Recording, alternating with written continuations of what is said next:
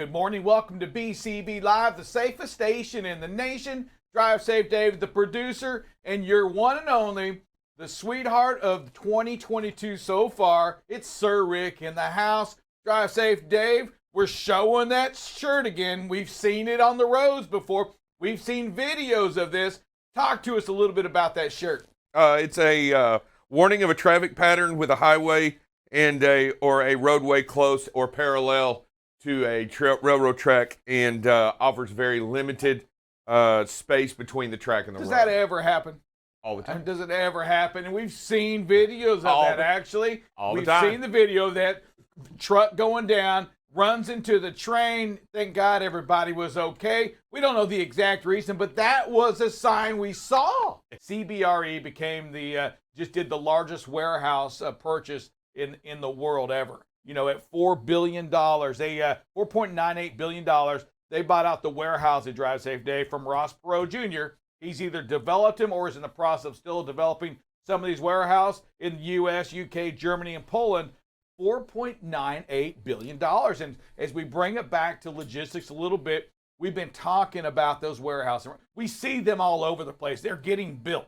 And eventually it's going to help with the supply chain. You still got to get the product there, right? But one thing I believe is, and if we believe in what we say and what we've learned from, you talk about the history side, is that we're never going to let this much freight, this much control happen so far away in like China.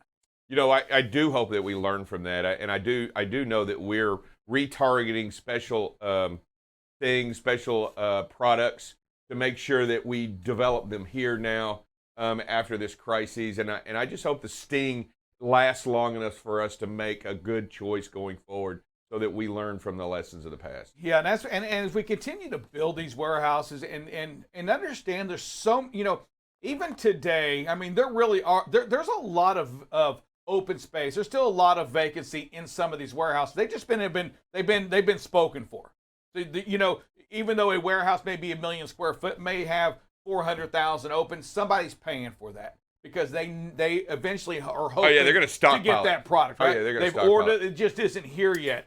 And that's why you see these warehouses. Hey, just look at this for a second. When we look at the capacity across the warehouses today, and I'm just going to look at it right now. If we look at a year, we go to this last year maybe. Here we go.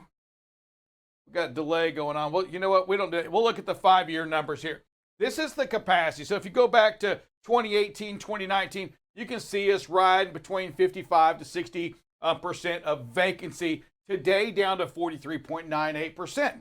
So we see those warehouses just shrinking in the opportunity to have, in that space. It's going away. And when that goes away, also what will happen is what, Drive Safe Dave?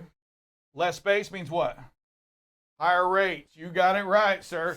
Higher rates on that. So as the warehousing price begins to shrink, as the warehousing capacity goes down, it's like the airlines, the prices go up. We see the same thing, and let's see if we can go to a 5-year here.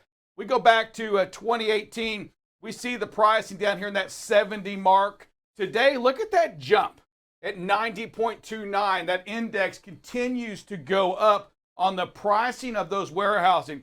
We do know this, is that those companies that are just getting out of those 5-year contracts in the warehousing are seeing a 25% increase on their rates straight across the board. It's just straight across the board. So, warehouses are going to continue to get built. This price isn't going to go down anytime soon, right? There's a lot of freight still sitting out there. There's a lot of warehouses needed to help with this, to help with these trailers that are sitting full at these warehouses, to help with that productivity that one day we hope will get improved a little bit. But it's just amazing to see the pricing, how it's really gone up. And if you look at this last year alone, Drive Safe Day, we started down at the index of about 80, 77, 70, 80%. Today, 90. Huge increases in rates for these warehouses, and it's just not going to go away. We see them in Dallas market, but you see them close anywhere where there's a rail. Hey, guess what? They're out of capacity. They're building warehouses. That big struggle that I believe in is those warehousing in, say, California, that port. There's nowhere else to build. right? No, I mean, it's there. What you have is there. You're going to have to get more productive somehow out of those ports, or you're going to have to send it somewhere else. yeah, you can't continue to stock it on the containers. You got to get it out of the containers and put it in a warehouse. You can't continue to. And right now, what they're doing is they're just stacking containers, and Yes. and you can't do that because it's just not efficient. It's very inefficient. You got to get them warehouse so that you can pick and pull and then load them on trucks. And until you do that, you're being very inefficient with your product. Next one here, we have to have that big picture, and we have to respect everybody that's using the roadways, because we're coming up on an individual on a scooter here, and the driver in this one gets entirely too close to this vehicle. Needed to back off, need to give that scooter some space. And when you look at this and you see these situations where you got cars pointing the wrong way, trucks pointing the wrong way, vehicles sliding around out of control, this is a good indicator it's time to get off the road. Yes, you got to take that exit. Yeah, that next you got to. exit, right? Yeah, you got to make sure. You got to tell yourself, look, self, it can happen to me too. I know I'm experienced, but your experience ought to be telling you right now it's time to get off the road.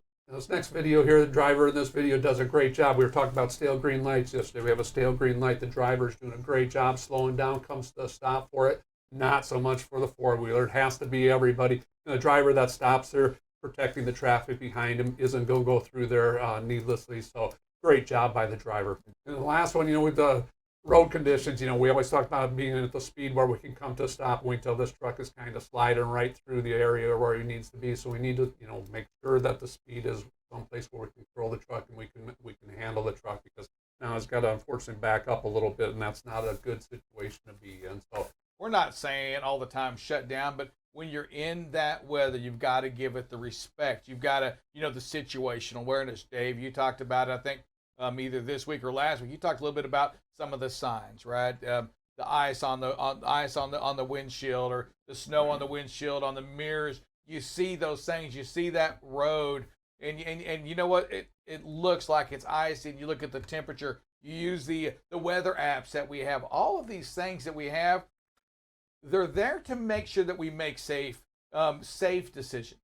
And just because you're out there driving, yes, you can get through it, but when you're maneuvering through what we saw on that bridge, right? You had the cars over the right side, one facing the wrong way, the other one probably hit it or something like that. You had the truck jackknifed up there. Now you're in a situation to where you've got to somehow maneuver through that on ice. I mean, there's not a lot of leeway there for a mistake. There's not a leeway there for if something goes wrong. If you hit something, you know what, whether it's your fault or not your fault, it's not worth taking a chance for life. And